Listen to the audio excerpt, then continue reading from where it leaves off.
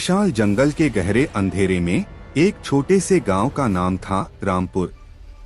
यहाँ के लोग सामान्य थे और उनकी दिनचर्या भी सामान्य थी। लेकिन जब रात की चांदनी गांव की सीमा को छूती तो किसी अज्ञात दरिया में उनका डर बढ़ जाता था। रामपुर के पास एक अज्ञात जंगल था जिसे सभी लोग दूर से ही देखते थे। उस जंगल के अंदर कई कहानियां फैली हुई थीं, जो केवल बातें ही रह गई थीं। लेकिन एक रात उस अज्ञात जंगल की कहानी सच्चाई बन गई। वह रात की बात थी जब गांव के लोग अपने घरों में सुलगाते हुए थे और अचानक कुछ अजीब आवाजें सुनाई दी।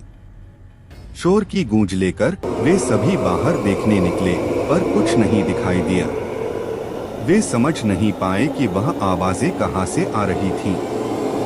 रात बीतती गई और गांव वालों के दिलों में डर की चिंगारी बढ़ती गई। सुबह हुई और सभी लोग अपने अपने कामों में लग गए, लेकिन वह अजीब आवाजें भी नहीं थमी।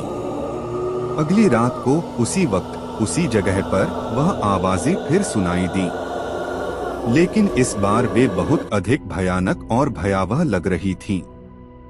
जैसे कोई अज्ञात शक्ति उनके सामने खड़ी हो, तैयार अपने शिकार को चबाने के लिए। विशाल जंगल में बसे रामपुर गांव के लोग डर से कांप उठे।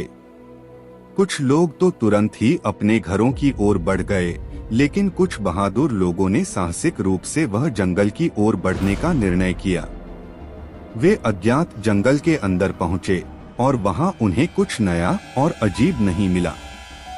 धीरे धीरे उनका विश्वास बढ़ता गया और वे जंगल में ढूंढते रहे, लेकिन वह जंगल उनके लिए एक अजीब और भयानक सच्चाई छिपाता था।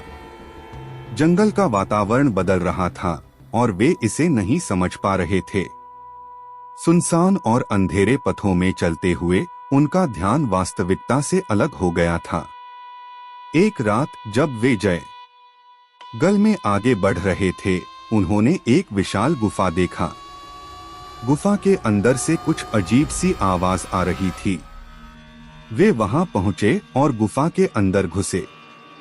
गुफा अत्यंत अंधेरे में था और वे धीरे धीरे आगे बढ़ते रहे। तभी वे एक विशालकाय राक्षस की तस्वीर देखा। वह राक्षस बड़ी भयानकता के साथ वहां खड़ा था और उसकी आंखें उनकी ओर घूर रही थीं। उनका दिल धड़कने लगा और वे वहां से निकलने की कोशिश करने लगे, पर वह राक्षस उनके पीछे पड़ गया। उन्हें लगा कि वे अब मरने वाले हैं, लेकिन अचानक एक और आवाज उन्हें सुनाई दी, उठ जाओ। वे उनकी मदद के लिए किसी को देखा। वह एक पुराना बाबा था जो उन्हें बचाने के लिए आया था। बाबा ने एक मंत्र बोला और राक्षस को पीछे हटाया। फिर उन्होंने रामपुर गांव के लोगों को समझाया कि उन्हें अपने आत्म साधना को मजबूत करने की आवश्यकता है, ताकि वे अपने डर का सामना कर सकें।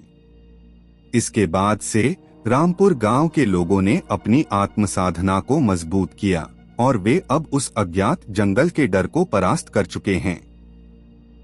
उन्होंने सीखा कि वास्तविक शक्ति और साहस उन्हें हमेशा हर मुश्किल से निपटने की क्षमता प्रदान करते हैं।